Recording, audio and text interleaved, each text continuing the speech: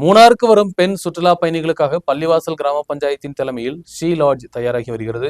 7 பெட்ரூம்களும் 16 பேருக்கு தங்கும் விதத்தில் உள்ள டோர்மெட்ரியும், ரெஸ்டாரண்ட், சமையல் அறை போன்ற வசதிகள் உட்படுத்தி பெண்கள் மட்டும் தங்கும் விதத்தில் ஷீ லாட்ஜ் கட்டப்பட்டு வருகிறது.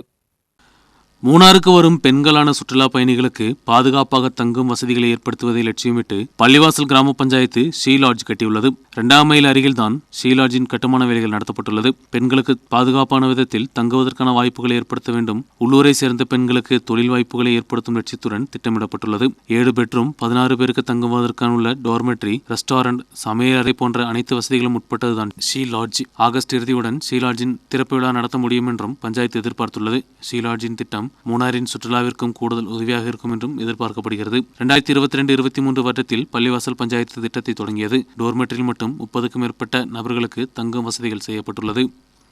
News bureau, Adimali.